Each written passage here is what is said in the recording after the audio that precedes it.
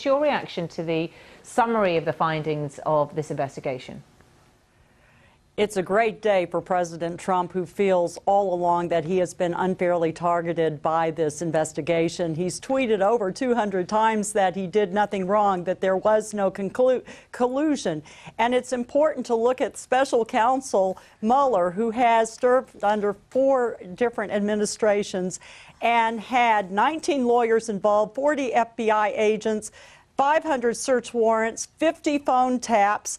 And they found at the end of this 2-year investigation that cost taxpayers over $25 million that there was no evidence of collusion or coordination with the Trump campaign members, as well as any American with Russians. And there's a key point in this 4-page letter. It focuses on the fact that bad actors had attempted to and had multiple opportunities to influence the campaign, and absolutely no American or campaign associate conspired with Russia. And that is significant, and the president indeed has been exonerated. Americans have investigative fatigue. I know you mentioned earlier, Samantha, about the other part of the letter that dealt with obstruction. And Attorney General Barr has written about obstruction in the past, and he said without an underlying crime, there cannot be obstruction. No doubt the Democrats will continue to push for the entire report to be released. Obviously, you cannot release sensitive or information in the report that is classified. But Attorney General Barr said during his congressional hearing under oath that he would release as much of the report as he could by law to the American people.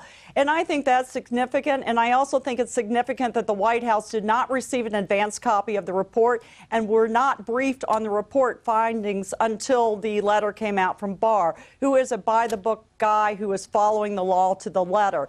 I think that the Democrats, if they continue to push for investigation, especially Jerry Nadler, who's tweeted out today that there needs to be more investigations and more documents submitted to Congress, I think this will backfire going into the 2020 election.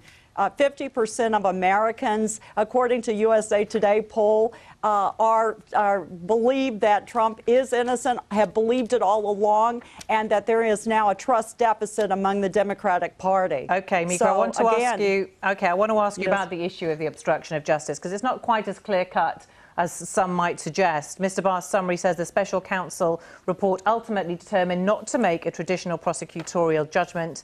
The letter then quotes directly from Mr. Mueller's report, saying, while this report does not conclude that the president committed a crime, it also does not exonerate him either. The president, as we heard a few moments ago, believes that he's been completely exonerated. That's contradicted by what we've seen now in the report. I don't think it's contradictive, because where's the evidence? And I want to make it clear that we haven't seen the report yet. Exactly. The fact that he came to a conclusion that there was no obstruction is significant, because it is clear that he did not find any solid evidence to implicate the president on that charge. Again, I'm not a lawyer. I'm not a lawyer. This is a complex issue, and apparently that the ultimate conclusion will be reached by Special Counsel Barr. And I can't emphasize enough that Barr has served in previous administrations as Attorney General and is absolutely, unquestionably impeccable in terms of his interpretation of the law. So at this point, the final conclusion needs to be with Special Attorney Barr, and I think we'll see that as more and more of the report is released. Don't you think that the whole report should be released? We've heard, as you mentioned, from Nancy Pelosi, the US House Speaker, saying that actually what we've heard so far raises more questions than it does answers. Wouldn't you like to see Donald Trump vindicated, exonerated in full, and isn't that the only way to do that, by the releasing of the full report in its entirety? I would absolutely love to see the full report released.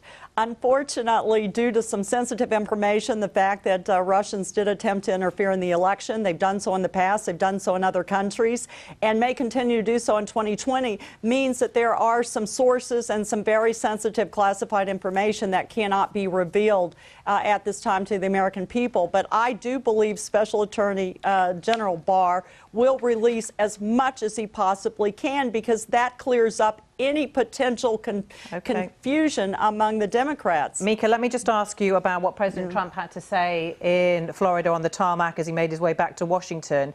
He didn't actually mention the issue of Russian interference, did he? Were you surprised by that, given how concerned you clearly are and many people will be going forwards towards the 2020 elections?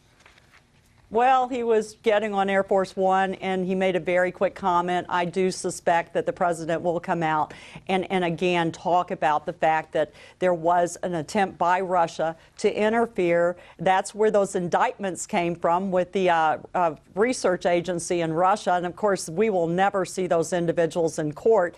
But we do have evidence that they have attempted to interfere, and that is a concern going into 2020. Absolutely. Mica Mosbacher, really good to get your thoughts from the National Advisory Board of the Trump 2020 campaign. Thank you. Thank you.